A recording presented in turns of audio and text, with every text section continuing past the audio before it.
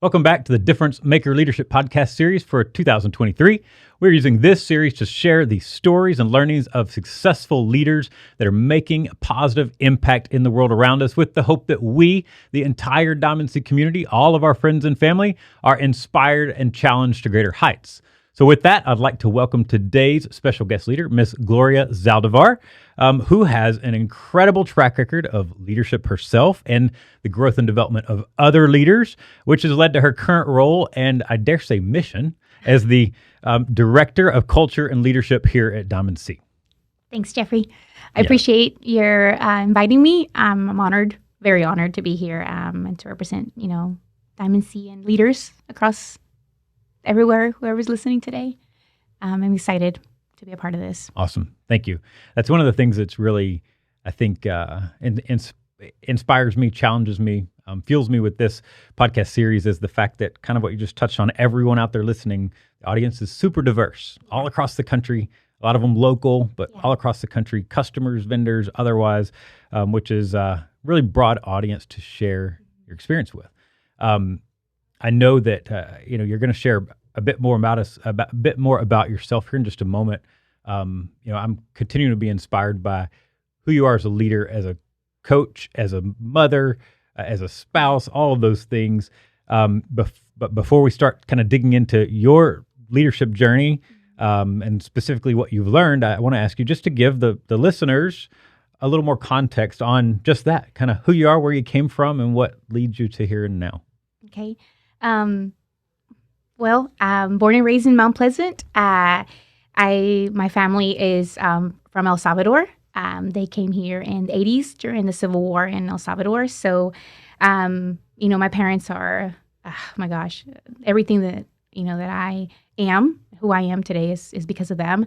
Them coming here during that time, I have to share that I have really valued the fact that they sacrificed so much, right, for me to be here. And they didn't get the opportunity to get the education that they would have wanted. So a lot of who I am is the hard work that my dad showed me, my mom, the love for learning, which is a strength of mine after Gallup Strengths, right? I realized that's a strength. So, the highest level education is third grade from my dad and first grade from my mom. So it's just been a big, who I am in a nutshell is, somebody who's, just really desiring to, live a good life, to be a good person, to learn and to love people, because I have been loved tremendously and encouraged and motivated through the journey of having two parents who didn't have all the things, but gave me a lot of things that are not tangible, that are not bought, that are just instilled in who you are, which is where my belief comes in. I'm a mother of 3 kids, and my husband, who is my high school sweetheart. We've been married for 11 years, and everybody makes fun of me that I drive a minibus, but it's actually an expedition. Yeah. 3 kids, an 8-year-old, a 6-year-old, and a 4-year-old. So you want to talk about leading. You want to talk about leading, that's where you lead. Absolutely. Handful. I was in education for 9.5 years before coming to Diamond C. I went to TBU where I got my education.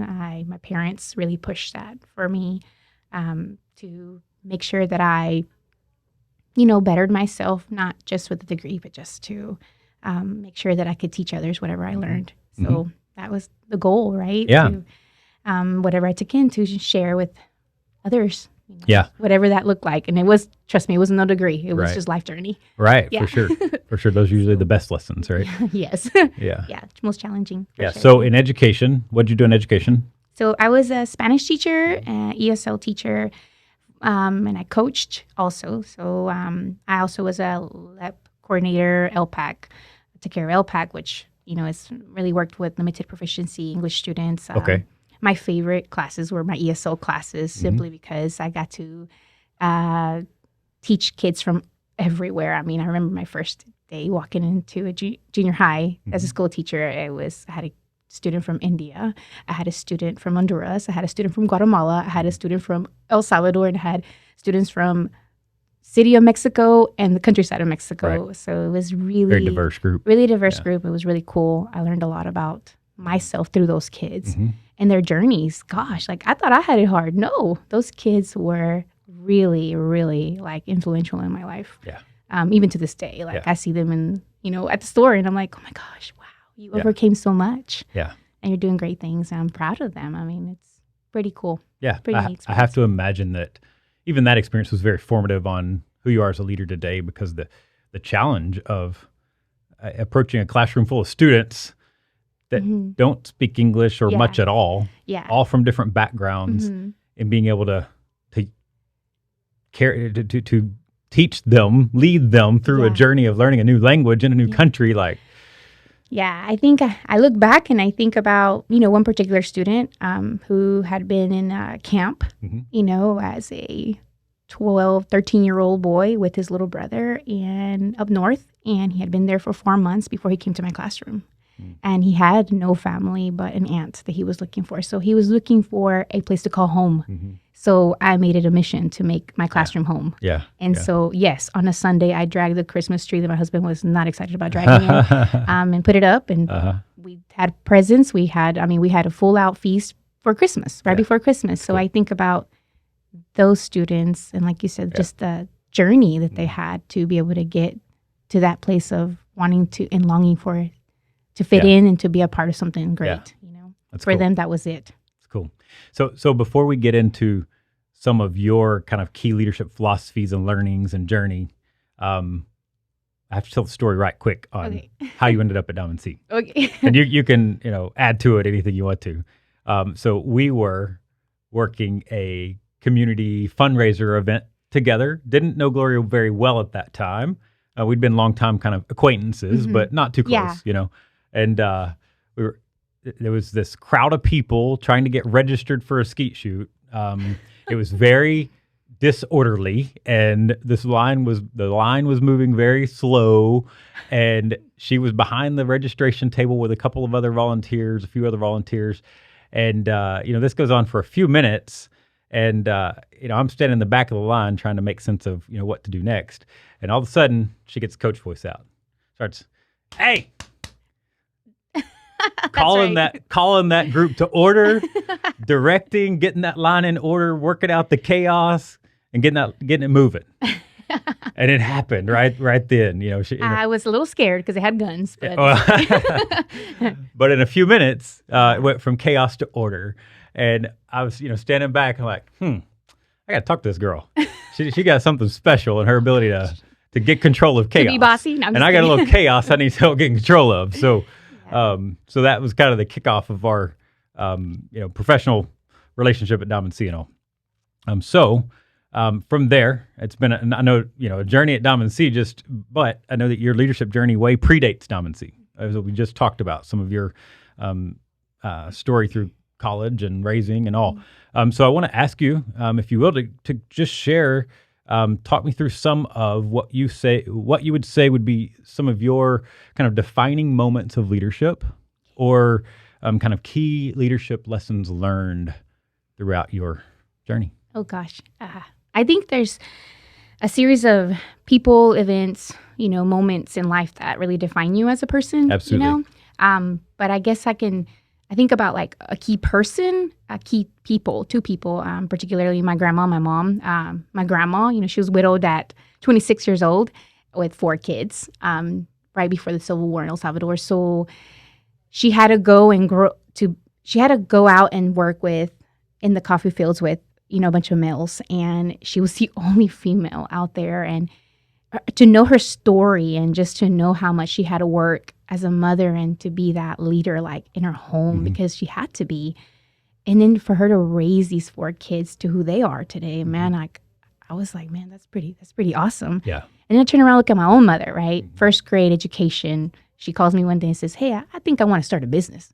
What? And in my head, I'm like, Mom, you're struggling to read and write. Like, how are we going to have a business? And she's like, no, Gloria, like, I think God's calling me to do these things. And I'm like, well, you want to do it? I'll help you. You know what I mean? So her just showing me that, she didn't need to have that, that title or that education, those things, that really would make her feel like somebody worthy of doing something for herself. Right. Like she taught me a lot about leadership and just her faith and her leap of faith in doing something that, I mean, that normally people wouldn't do. Mm-hmm. I mean, she had been at Pilgrim's Pride for 24 years, and she's like, I want to start something new. I feel like there's something bigger for me. Yeah. And I think the big moment for me in my entire life was when she took me to college, when she dropped me off at ETBU. Nobody looked like me at ETBU.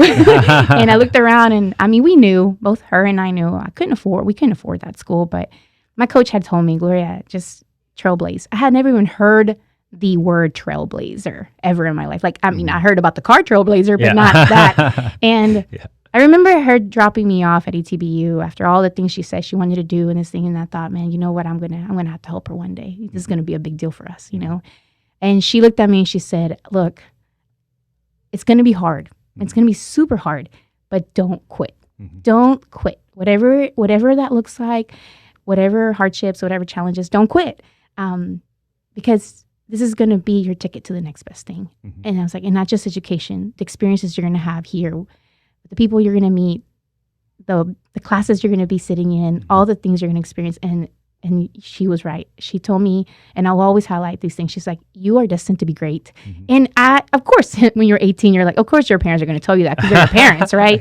But she said something that was really key for me. She says, someone like you needs to show others that they can do it.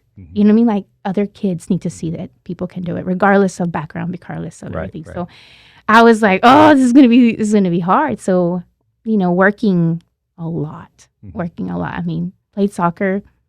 Can't believe I didn't get cut off the team. I wasn't as good as everybody, but I sat there, worked hard, and I always thought about my mom because she was like, don't quit. No matter what, don't quit. So working restaurant life and then working hotel and tutoring a little girl who didn't want to be tutored. Her mom, her dad forced her to. So it was very evident in her attitude. Yeah. Working through all these things just to be able to get through school. I always thought about my mom, like that moment where she says, like, you were destined to do great things regardless of the background, the journey. Yeah. So I was like, man, that's cool.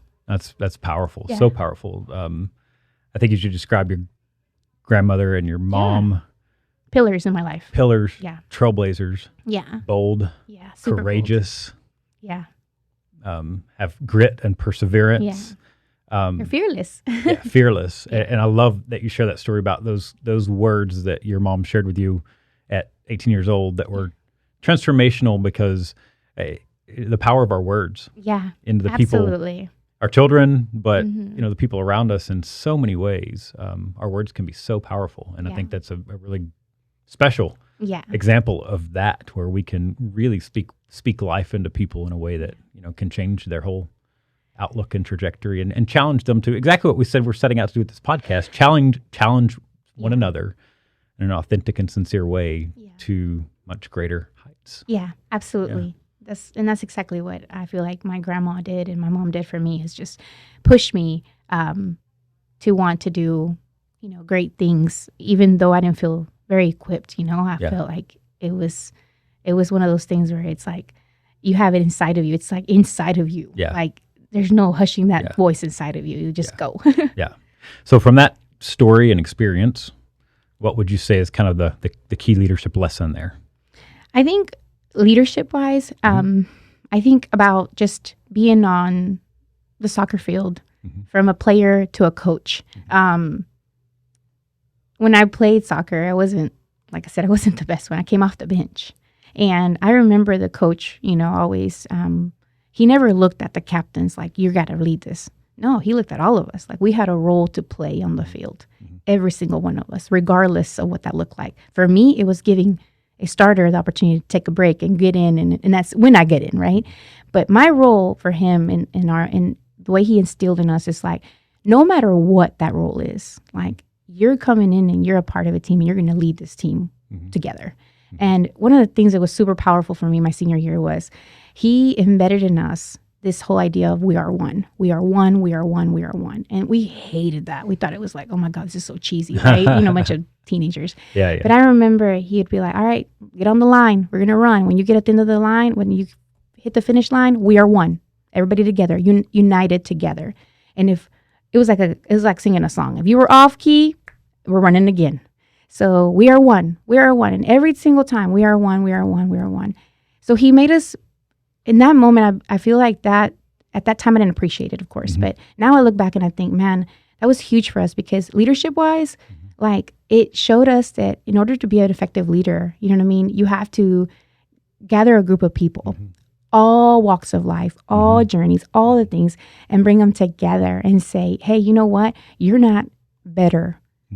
You're not great without the greatness of everyone together. Right. And so it's a humbling experience to know that our coach, who obviously he knew who was really great, who was, struggling. Right. But he never made us feel less than our best. Like you were going to show up and you had something to give. And I always think about him. I mean, even to this day, I think about my high school coach and my college coach, but specifically that coach, because all the time he was like, we're one. You're only as good as the weakest link, which is funny to say that now because I'm like, man, was I the weakest link? Yeah. But, he just made us feel this idea of like, when you step in, you're leading whatever that looks like for you. Right. Either it's small or big, you're leading. You're a part of this team. So it was very unified collaboration, cooperation. Let's do this together. Yeah. And for me, it wasn't just leading alone. It was leading together. Right. So coming in, leaving that, now I'm like, man, it's like, it takes a whole team. Right. It's not just leading. It's not just you're leading the whole time. Sometimes it just means pulling and pushing a little bit. Right. So a little bit of transformation throughout the years in my mind, I never found myself to be a leader, but it wasn't until my last game when he pulled me to the side and said, Gloria, like there is so much to learn in this season. Because he knew, I mean, like I said, I wasn't the best on the team, but what he showed me, and I will always remember, is like heart. Like heart. Like you can be great at a lot of things, right? But if you're not passionate and you don't have the heart, right, it's going to show. Right. And so how do you lead effectively? How do you lead great? Is you pour your heart into something and then you make it more of a calling, you make it more of a mission. And I thought, man, I'm not going to do something that I'm not passionate about ever in my life. So how do you see those principles play out in, let's call it the business world? I mean, it's ironic how often our examples of leadership lessons learned relate back to a sports analogy or a team learning. Not a sports analogy for me, of course, but for others, sports analogies or team learning. But then, how do you see those things play out in, let's call it almost the real world, outside of team sports, in work life? Well, I mean, you think about it, like you can't fake genuine, we talked about this, we can't fake genuine compassion, care, and concern for people. Like it comes natural. Like think about when you're leading a group of people and you have that one person who's defiant or that one person who doesn't want to buy in. Like it's one of those things where you don't just dismiss them. Like you just, okay, you could, but is that really going to solve anything? I think that when you're a leader, you want to make sure that you capture that person's heart fully. Right. And the moment you have that opportunity to change that person's heart, change their mind, change their heart, and really bring them in and show them, hey, you know what? I believe that you can do better than what you think you can do. And they hear that and they see that and they constantly are reminded of that. It's transformational. Right. And I've seen it here. Yeah. I've seen it here. You have people that, that don't want to do better. I mean, I'm doing as good as I'm going to do and that's it. Yeah. But everybody, I don't care who they are. I've seen it. It doesn't matter if it's that 8th grade student in my class or it's a 45-year-old male in a leadership. They just need somebody to believe in you and to say, hey, you know what? I think you can do so much better. And I think you can do great. And it sounds funny, but everybody wants that encouragement to say, you know what? Maybe I can. It starts planting a seed. And I had to learn that in the season. Like there are some places that you're put to just plant seeds and you don't see the fruit of what you do. And then there's other places where you're planted. And you're planted to grow and you're planted to harvest. And I'm like, man, like to me, it's like wherever God puts you, wherever you're put, like you're meant to change some lives. So if that's just words of encouragement, hey, telling them, hey, you know what? Just remember that it's not about you. It's about this team. We're one. Okay. Where's your heart in this? Questions like those. People are like in the business world, like, I don't want emotions. I don't Yeah, want right. feelings. I don't want all these things and leave your teacher stuff away. No, because everybody wants to hear, hey, I believe in you. You're going to do great things. You're going to make it in this life, and you already are. And sometimes people think, oh, well, I'm just a welder. I'm just a this. I'm just that. No, you're not just a welder. You are a fearless leader, leading a family, leading a community. You're leading these teams out here, and those have families, and they are part of the community. So it's not just a drop in the ocean. It's a huge ripple effect. Yeah. So I think that we have to take time to really pour into people, regardless of title or not. Mm-hmm. You know, my mom taught me that. No title doesn't mean title or no title, you're still a leader. When you're called to lead, you're going to lead, regardless of where you're leading from the back, from the front. And the coach, having the heart to do it, to having the heart to come and show up, even when you don't want to show up, when it's hard, like, man, or when you're off the bench and you're just there to give somebody a water break, but you have the heart to go in there and show up no matter what. Like, that's a leader. Yeah, absolutely. You know what I mean? That's a leader right there. And I've had to learn it the hard way. A lot of humbling moments, a lot of experiences, a lot of trials, but I think you can remember that in business world. You don't have to be heartless. No. You know, as much as you're right, as much as some folks would like to remove that level of emotion from business, it doesn't work because we're still dealing with humans. Yeah. We're still humans, and emotions and feelings come with it, whether we like it or not. Whether we like it or not. You know, I love so much of what you just shared, and we're all leaders. We all have influence in some realm. Our neighbors, coworkers, children, family members, etc. We all have leadership in some realm, and you know, I think that's kind of a wake up call to me and everyone that's listening to really wake up and take inventory of what are your opportunities to be a leader, and to be a positive influence and to speak life into the people around you. Because gosh, that can so easily be taken for granted in the grind of life sometimes, the daily hustle and the grind of the, you know, life and things we all have to deal with and get wrapped up in from time to time. And it's easy for, you know, that kind of light to fade.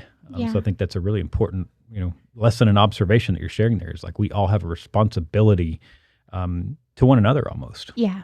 I mean, I go back and I think about the importance of remembering, you know, the leaders in your life. You know what I mean? Who are the people that led you from a parent to a teacher to a coach or coworker? You know what I mean? Whatever that looks like. Thinking about all the things that you see in that leader, how they made you who you are, people that weren't even the leader. You know what I mean? A leader on title. My neighbor, Mr. Dean, taught me how to read English. He led me in his way, and I'm better for it. You know what I mean? Taught me things that I will never forget, right? And just not forgetting where you come from is super important, and how you can, like you said, just we owe it to other people to help lead and help them want to lead too. You know what I mean? Bring out the best in people. And maybe that's a teacher in me, a developer in me, but I think that there is a mission. Maybe it's the good human in you. Maybe it's just the good human. Yeah. And it's funny because they're like, it's a calling. And I was like, what does it even mean? Like, and you know, I have had to learn that, you know what I mean? It is a calling to want to serve and to lead people in a different way. Absolutely.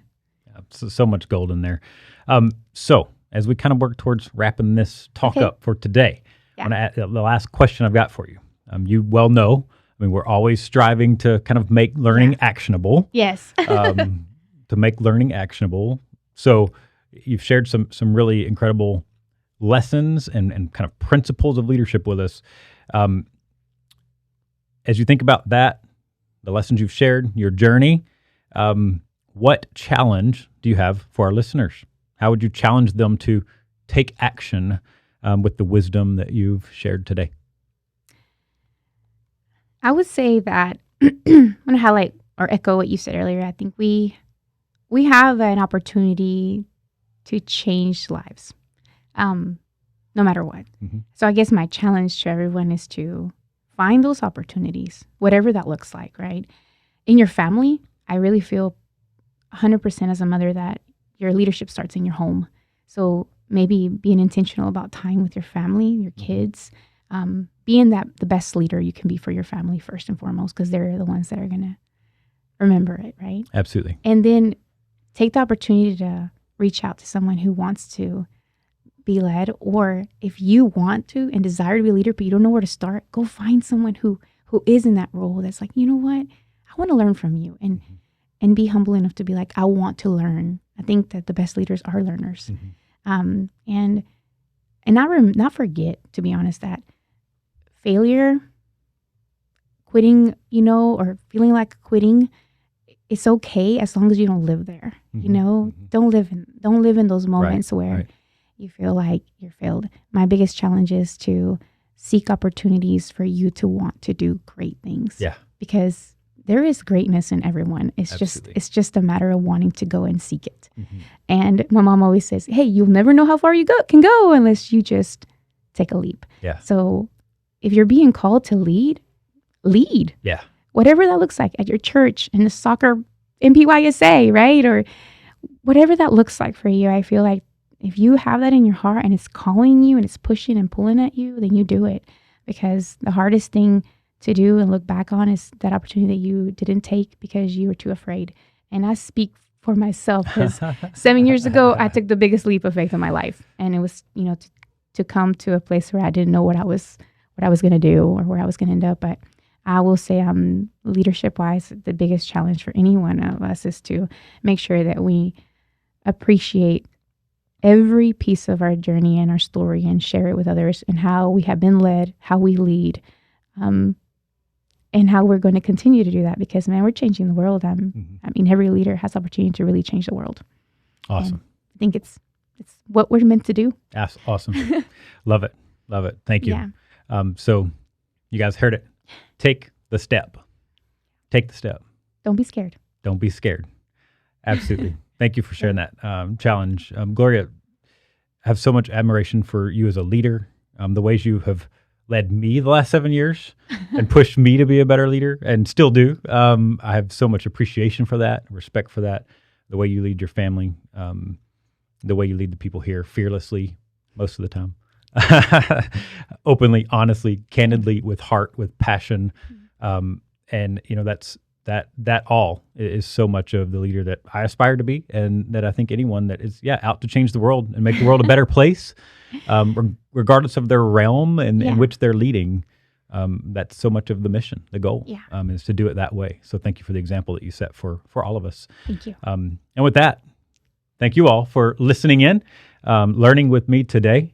And now, the hard part, let's dig deep, apply these lessons learned, accept Gloria's challenge of taking those next steps in leadership to make the world a better place through your sphere of influence, and to do, as we say at Dom & C, do work, love strong, and be the difference.